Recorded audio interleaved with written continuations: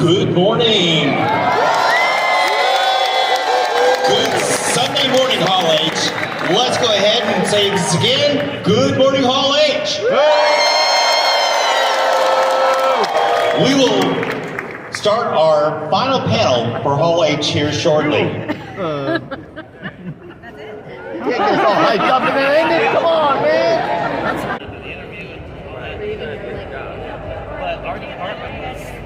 Yeah.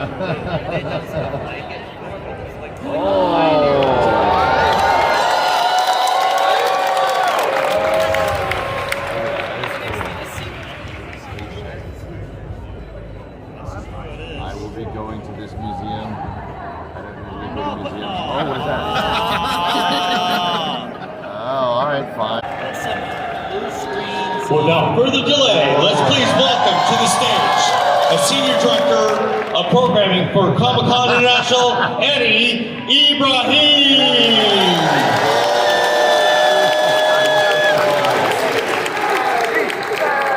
Hello, hello, hello, Hall H.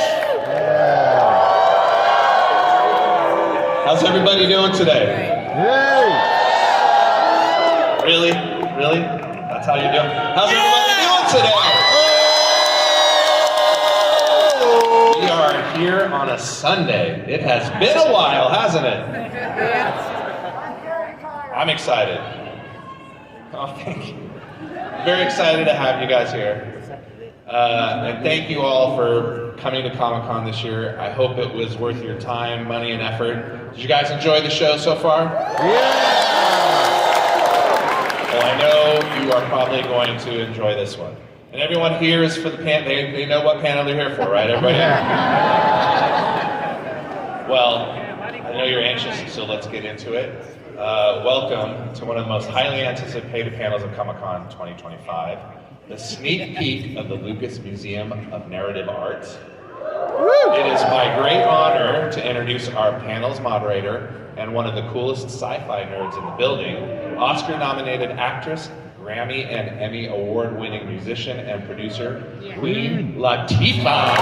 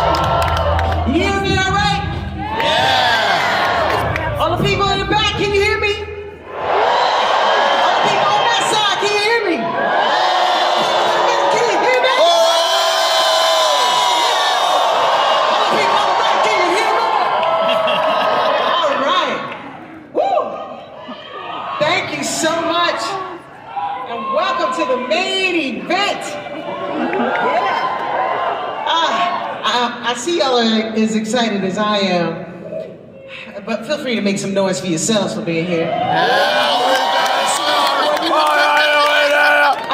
We've been waiting 5 decades for this. 5 decades. So let's not waste any more time. Let's get him out here. First up, he is one of the brilliant designers who helped shape the iconic look and feel of the Star Wars universe. His concepts were instrumental in creating the worlds, the characters, and the vehicles we all love. You'll see some of his work on display at the museum. Put your hands together for Academy Award-winning artist and production designer, Doug Chiang! Yeah!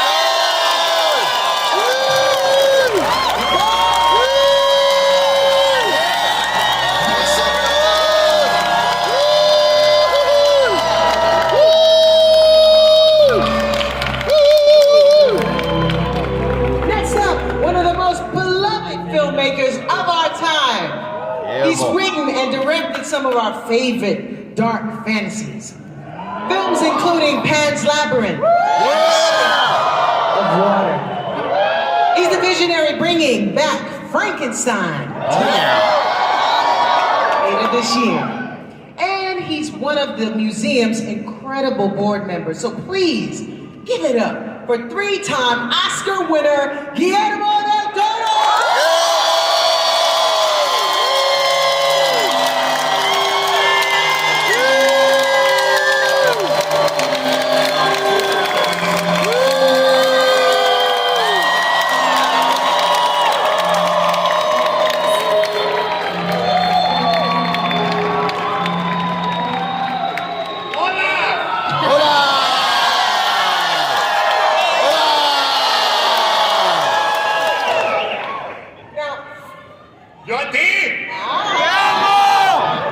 Does you do. Now, few creators, creators have impacted the last 50 years of storytelling like this next man. Yep. He revolutionized filmmaking, not just through spectacle, but through a deeply human lens. His magnum opus, Star Wars, has shaped our lives for generations and taught us we should trust our instincts. One person can change the course of history, and the force is always within us. His imagination has lit the path for generations of fans and filmmakers alike. He's the reason we're here today. Please welcome for the first time ever at Comic-Con, give it up for the one, the only, George Lucas!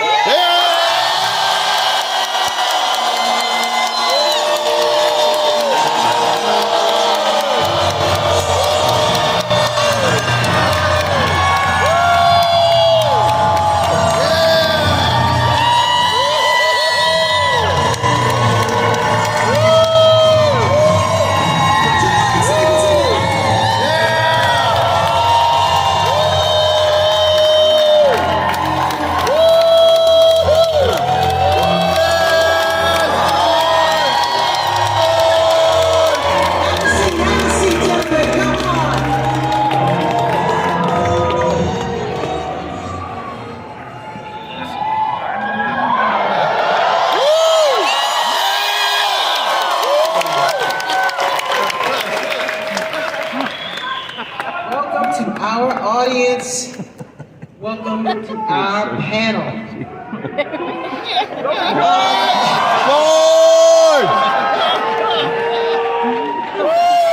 Sorry, what does 50 years of love sound like?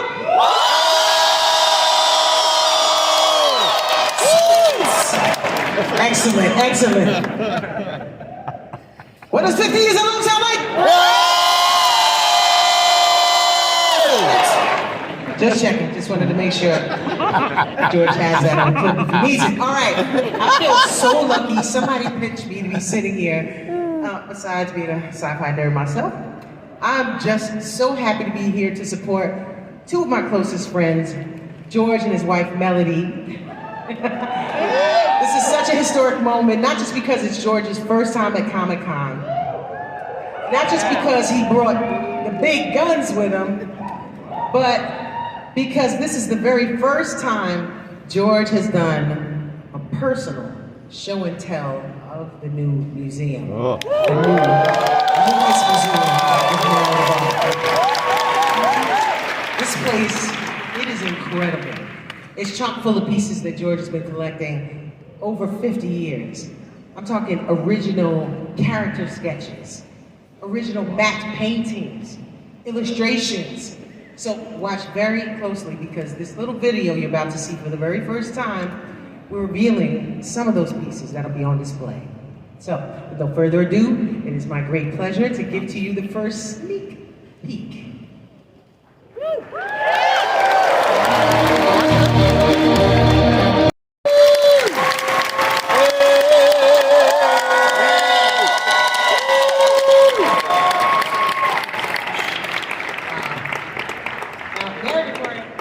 Storytelling through visual media. Cave paintings, comic books, graffiti, illustrations tell us a story. They evoke emotion in a way that goes beyond words, whether it's a $5 sketch or, off the street or a $5 million painting at the Met. Each one is equally valuable because each one of them helps us pass on a belief system. You look at cave art and you immediately get the message. We hunt, we gather food, we must work together to survive.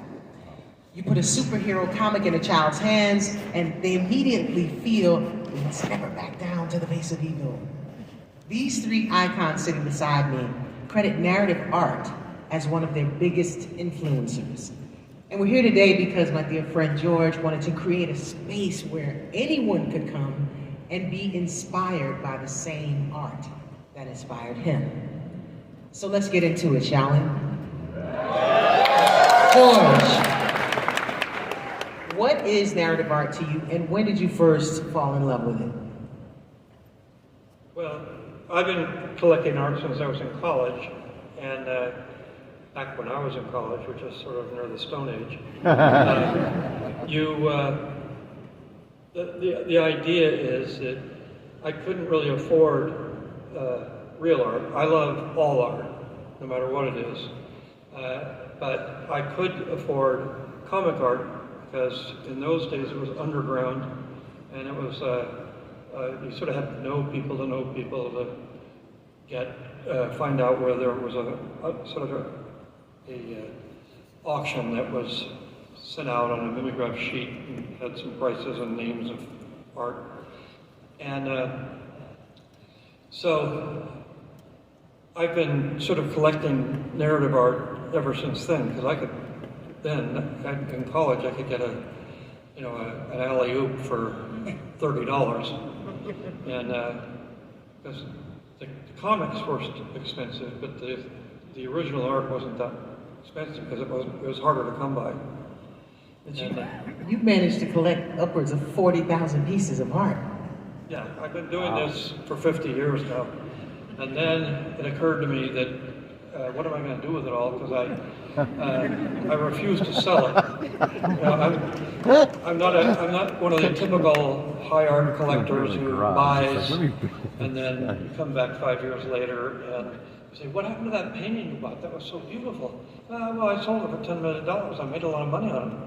I said, I could never do that. It just is not what I think art is. I think it's more about. I love that that's the art in the museum. Where am I going to put my stuff? I think it's more about a connection, an emotional connection with the work, not how much it cost or what celebrity did it or whatever. It's more a personal thing. And I don't think it's anything that anybody else can tell you. That's art. That's not art. It doesn't work that way. If you have an emotional connection, then it's art. If you don't, then just move on to the next painting. And it's the idea that people can tell you what art is and talk about it. I've discovered just from my experience of making movies and things that other people's opinions don't mean much. The only thing that really means something is what you do and what you feel about it, and then if you see that other people react to it in a very emotional way, then you say, well, I did my job, that was good. But when people come who say they're experts and they say, oh, that's not art, that's not this, that's tough. And I've worked with hundreds of illustrators in my life, and they're all brilliant, they're all great, but they don't get recognized for anything. So this is sort of a temple to the people's art.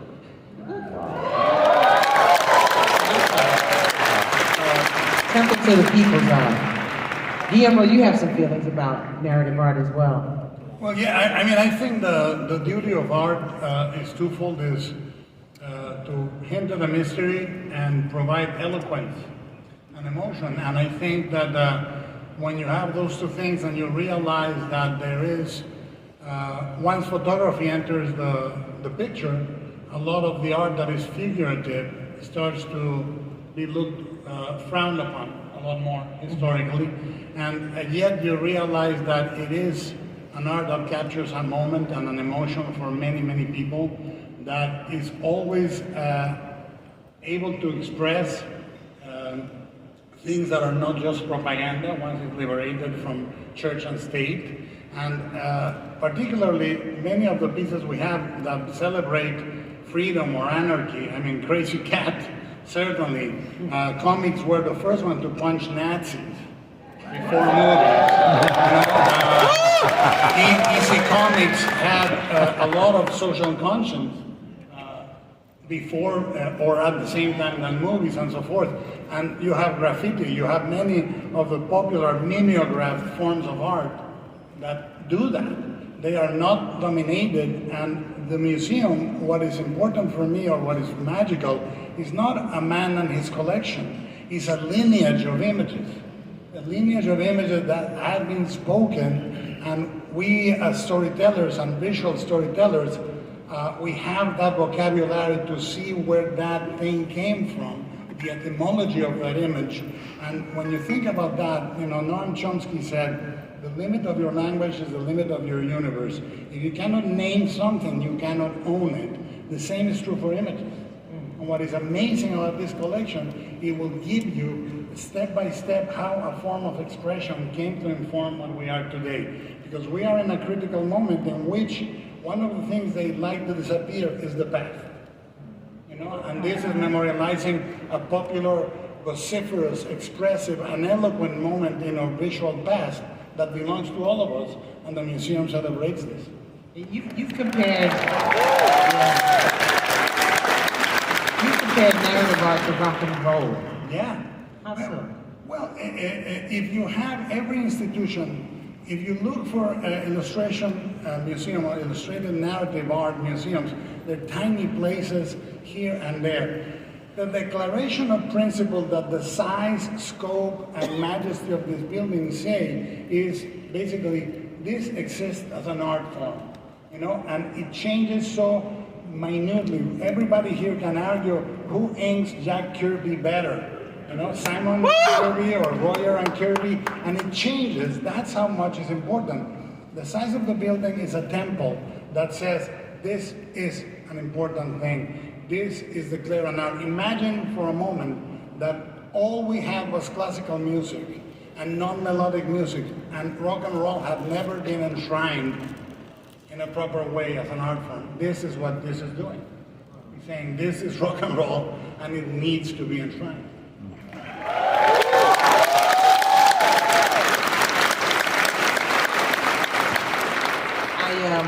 I landed at LAX the other day, which is LA's airport, and you're able to actually see this temple from the sky.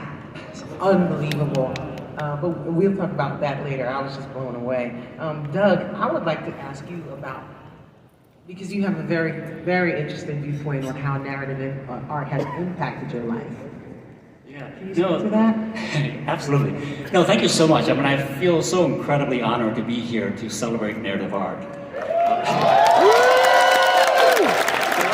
amazing, and I haven't shared this before, but I grew up loving comic books, and that's how I fell in love with art. And it's one of those things where it was surprising because growing up as a kid in Michigan, you know, art, narrative art, comic book art, magazine illustrations were kind of looked down upon, and it was kind of sad. But it was a way for me to enjoy art, and it invited me to discover more about art.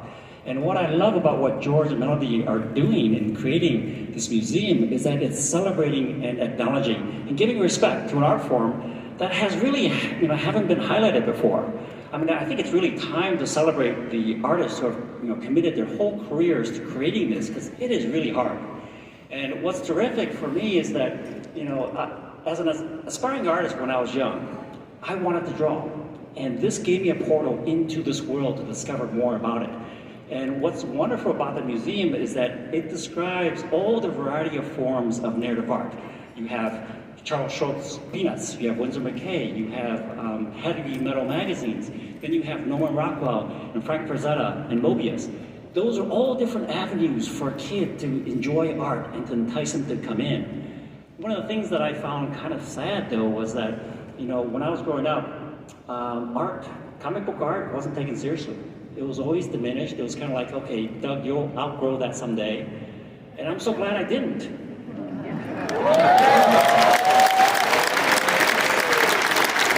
I'm glad you did it. is so relatable. I'm sure that so many in the audience can relate to using your art form as a way to just express yourself. And I'm sure you're creating beautiful art right now, today, and here showing it to one another as we speak. Doug, you had a beautiful story about how you work with George. How you kind of start the process. Explain how this collaboration works. I could talk all day about that. No, one of the funny things is that growing up, well, first, I mean, I was painfully shy, so that's why I gravitated towards art. Words were never my strength. Visual images were, and so as a kid, I really drew art, and I wanted to learn more about, how to create storytelling, story art. And my earliest forms were actually almost like silent movies where I created panels. And it's very much like comic books. It's very much like what we're celebrating here. And one of the things that I kind of honed my skills growing up, because when I saw Star Wars, it was transformative for me because it opened up a whole world of people behind the scenes creating the art that I loved growing up. And this was never really exposed to me before. And that's why I think the museum is going to highlight a good portion of that. But what it did was it allowed me to start learning about art. I didn't go to art school, I'm self-taught, but I started to really find as many magazines as possible. And I honed my craft as best as I could. And I thought I was pretty competent. But then I started working with George. Honestly, that's when I realized I know nothing about design and art, narrative design and art. I know about industrial design, I could do product designs, I could do cool spaceships, but that's not what narrative art is. Narrative art is driven by story. Story comes first, the art comes second. And it was one of the biggest lessons that I learned because, as you'll see in some of my early art on the prequels, they weren't very successful because I was designing in isolation, without context. And part of it was because I didn't know what the story was. But the designs were always kind of presented as, these are kind of individual items. And I was forgetting about the connection of how those designs fit into the overall picture of the story. Later on, you'll see that I slowly started to evolve because I started to take lessons from George where I learned, no, those designs need history, they need context, and they need to fit within the scenes. So I started to present designs within the context of a scene. I started to invent the scenes to try to see and validate the designs. And it's one of those things that I learned from George where cinematic narrative design is very specific. It's story-driven. Guillermo, you look like you're going to jump in on that. Well, no, I think that we all live design every day. If you design a wardrobe, think about your wardrobe. The same shirt, one button down, two buttons down, roll, not rolled. A card says the way you dress, the way you move, everything you use tells something about your culture. What you favor is, that has to be imbued in the design. But the most important thing right now, and the reason why we most defend this as an individual expression, is because there is one of the other things that I find oppressive is people saying you can do art with an app. And I'm sorry, you can't. It's like you cannot just press a button and get to the middle, because then you will not know the beginning or the end of that idea for yourself. And when people say to you that, they're saying, art is not that important, but it is. It is. And I think the way he's talking about art and narrative is not the difference between eye candy and eye protein. Eye candy is an ornament, eye protein is nutritive. Wow. It's a story. Wow. And the difference is personality, knowledge, and emotion. Those are the three things that need to exist. And I'm sorry, they don't come in a fucking app.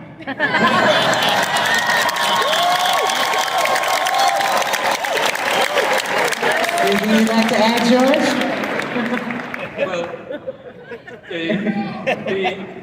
this museum is dedicated to the idea that stories, mythology, any kind of story, that is written to affect people and to build community is extremely important to society and creating societies and creating community. Art illustrates that story. And that's the right hand of building a community is you need the art to make it seem real. Even, you know, back in the whether it's the Renaissance or the Stone Age, you'll always have a story that people believe, it's mythology, it's not really true, but people believe it, and it binds them together with a common belief system. That common belief system is what is really important. And what we're doing here with the museum is to try to make people aware of the mythology that we live by, and at the same time, let them have an emotional experience looking at art that does tell the modern mythology. And as Doug pointed out, it's more of an exact science than people think it is. And it's a way, the art part of it, is a way of making it really accessible to people and make it so they believe it. I've heard you speak to that in our conversations a lot lately, and Guillermo, you just said the E word, and George said the E word. Y'all probably like, what the hell is the E word? I also use the F word. I'm alphabetical. Say as many F words as you want. But the connection that I always hear, that I've constantly heard in just our various conversations, is emotion. Yes. An emotional connection that the art, evokes an emotion from you. Yeah. And I think that is one of the most important things to never forget. I think when people step into this museum, they will be emotionally affected by it. They won't even have to get inside of it before they have an emotional connection to it, because it's just absolutely stunningly beautiful and intriguing, done differently than anything I've ever seen. But once they get inside, the things that they see, they will have an emotional connection to me personally. And which to me, I think will endear everyone in this audience. So please make it your business to get to Los Angeles to check out the Lucas Museum of Narrative Art. Another reason I think it's also super important is because I was listening to you, Doug. I am the daughter of an art teacher. So I've watched so many of her students be shy people who were kind of introverted. Their parents may have been directing them in other directions for their professions, but they were gifted artists. And this art that they would do in the corner, not trying to pay attention quite to what was happening in class, one ear on, one off, was actually beautiful artwork that she could encourage them to continue to do. And they were gifted, very, very gifted, and just needed that to be developed. And so, I'm glad you didn't go become the engineer, doctor you were supposed to be. And you built us worlds instead. Thank you.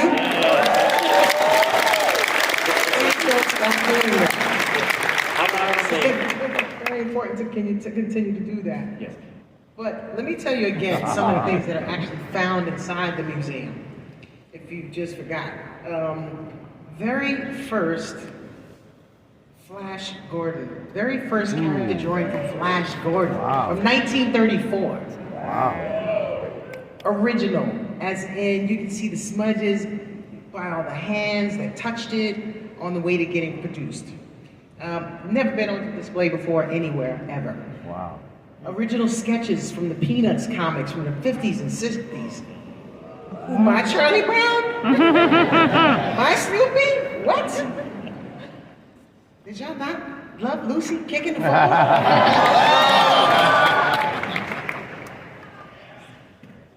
Exactly. Come on, the Great Pumpkin. But Sally sat in there all that time. We can go on this. Check this out. Drawn on board with graphite with little text taped to the top and editorial notes written on the side. This is amazing. Original drawings from Iron Man's first cover in 1968. Wow. Wow. And an original pen and ink splash of Black Panther. Ooh. 1968. Now Now we can go on and on, but this leads me to my next question.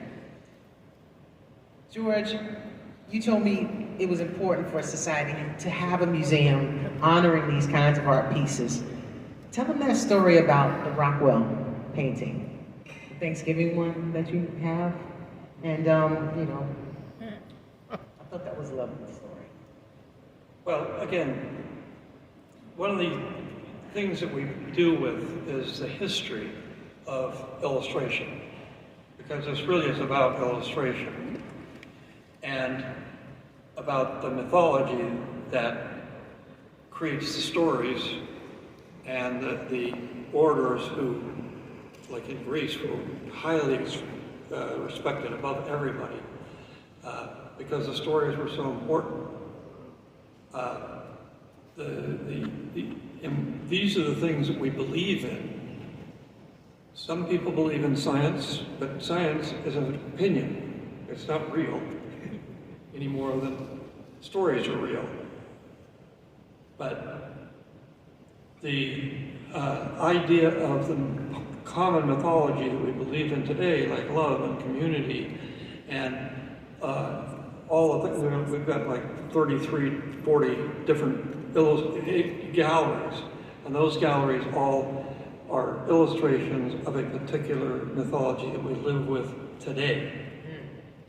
Whether it's love, whether it's work, these are all not real, but it's an idea that gives us a common belief system. And in a common belief system, you can't build anything. You can't build pyramids, you can't build palaces, you can't build airplanes, you can't do anything by yourself. You have to have people you can do it with. And one of the issues, ultimately, one is family, is that I believe, and I think most people believe, that most families are dysfunctional. You always have somebody in there who, okay, we'll kind of live with them, but the thing about the Rockwell painting that she's talking about is that you know, it's a group of paintings are called the Four Freedoms. One of them is the freedom from want. And what it is a painting of mom bringing in a turkey.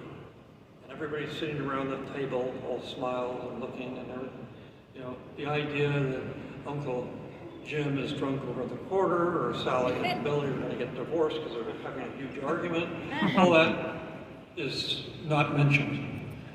But what it does say is the modern mythology is not that the Indians fed the pilgrims and saved them from starvation, because that would have gone away a long time ago.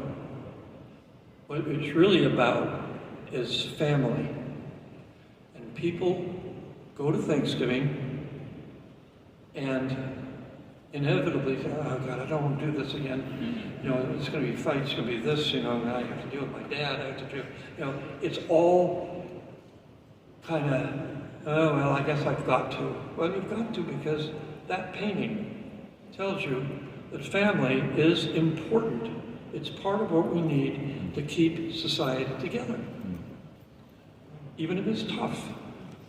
And that's, a lot of the art centers around those ideas of what we believe in and how important that is to us to have a community and to be able to build off of a common belief. And it's especially together today because of the fact that the world is becoming a smaller place. There are a lot of different common beliefs out there. It used to be easy because they were far away and it was hard to get to them, you know, interact with that. But now we're experiencing, in a lot of ways, the fact that there's a lot of different beliefs and there's a lot that aren't common. And the society cannot exist without a common belief system. And that's where illustration is vital, to show you what that means in everyday life.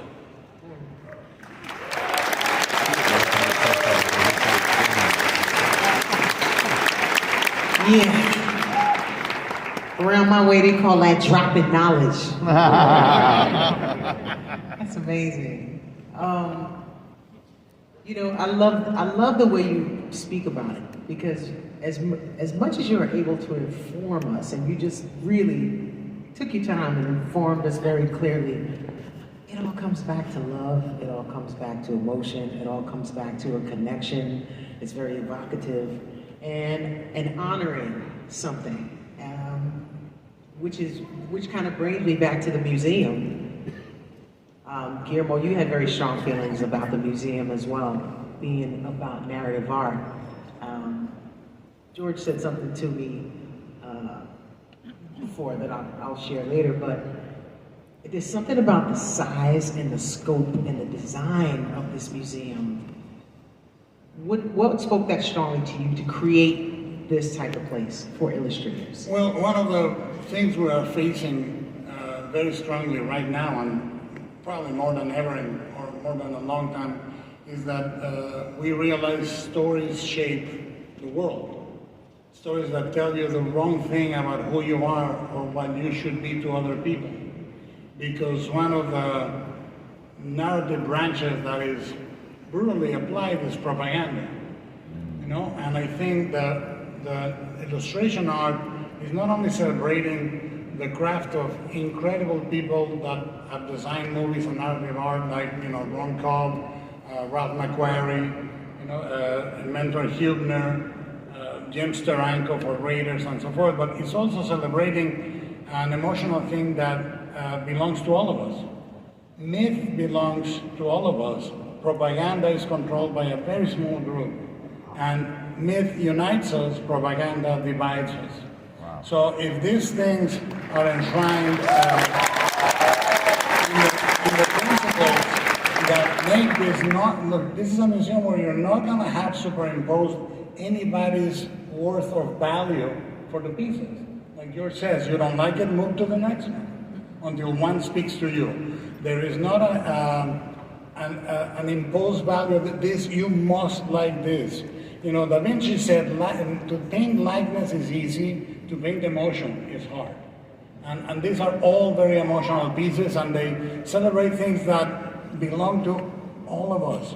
One of the reasons we are all here, one of the reasons is that popular mythology in forms of comic books of any kind, I don't care if you like underground comics or edgy comics that, you know, have nothing to do with genre, or you like a genre piece, is that we all can access those emotions. That's why they don't belong to the man, they don't belong to the power, they don't belong to our parents, they belong to us. And I think this is celebrating things that speak to all of us collectively but individually. So the size of the museum, again, declares this in existence in a way that is a singularity in the world right now. Something that can celebrate that form of art.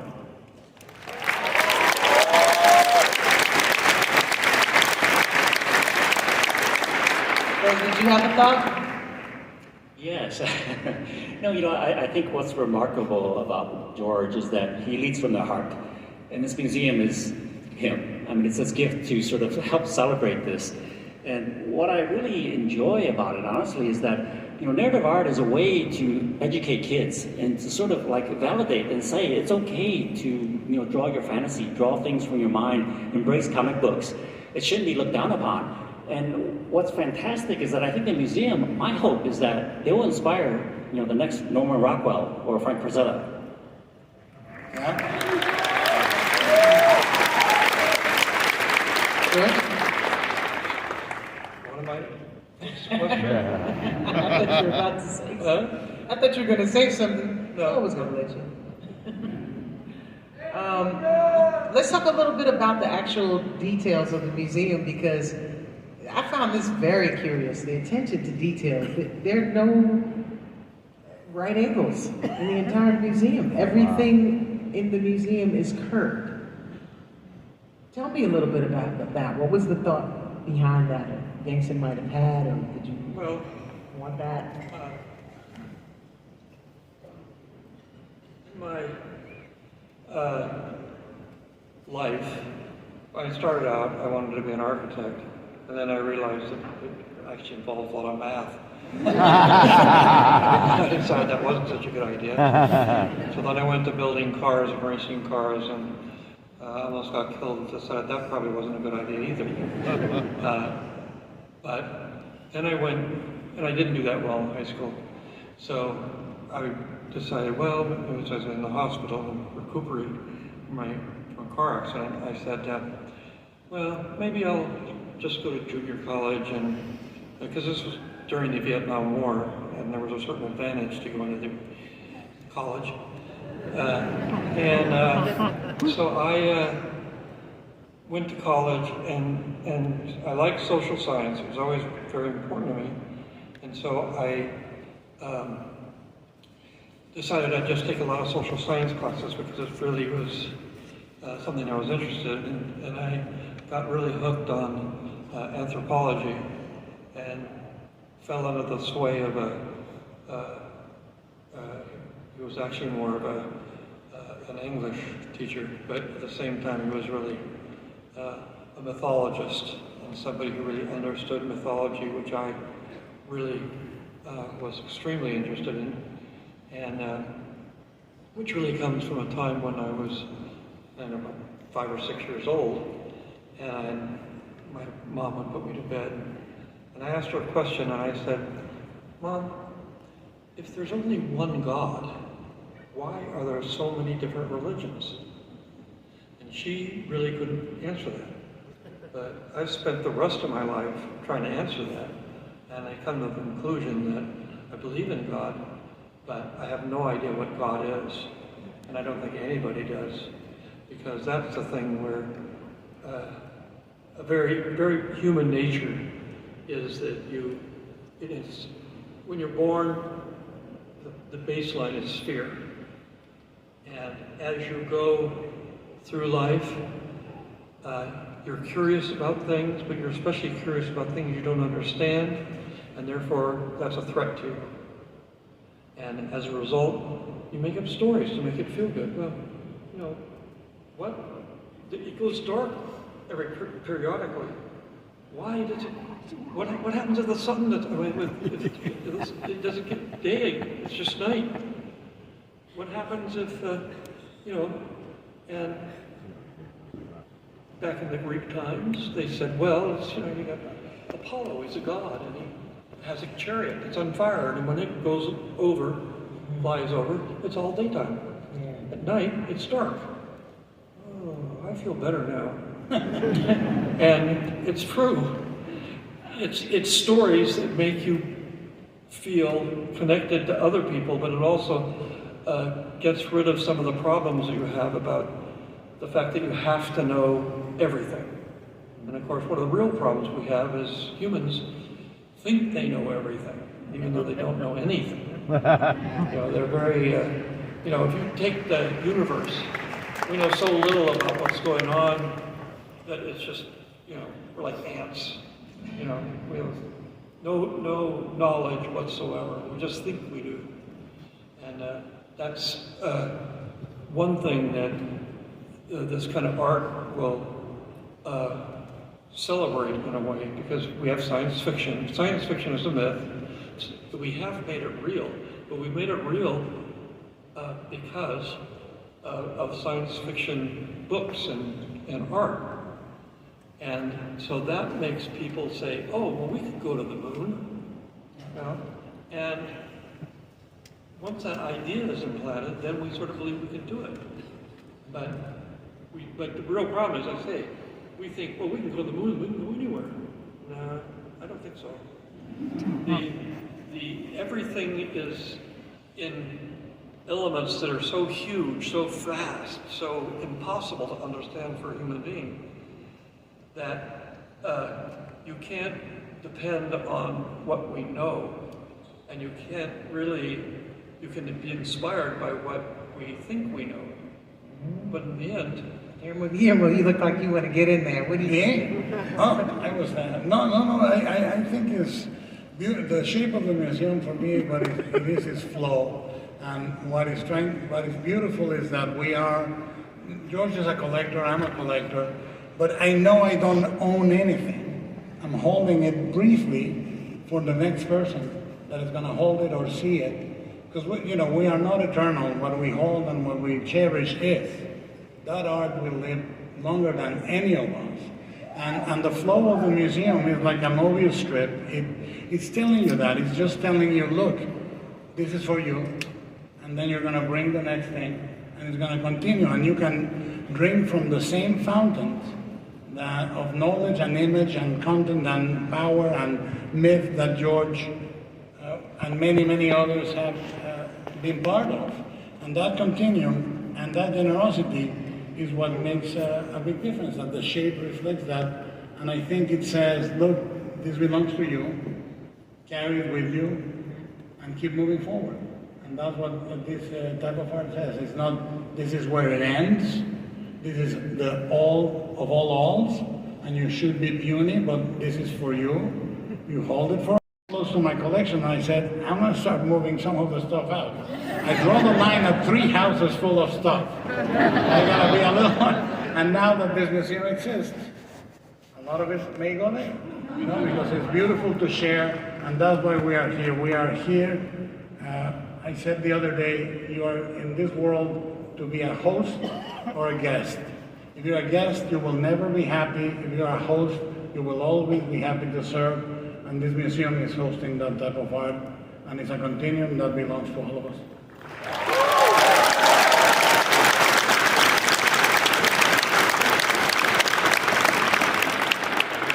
Well, I hate to tell you guys, but we are out of time. But I know so many questions. But are y'all pumped up for this museum now or what? Yeah. I want to thank George Lucas. Would like to thank Guillermo del Toro. And I want to congratulate Doug for having a museum made just for him, the illustrators, courtesy of the man to his right, and many, many more, including Melanie Hobson. So, thank you so much for having us today.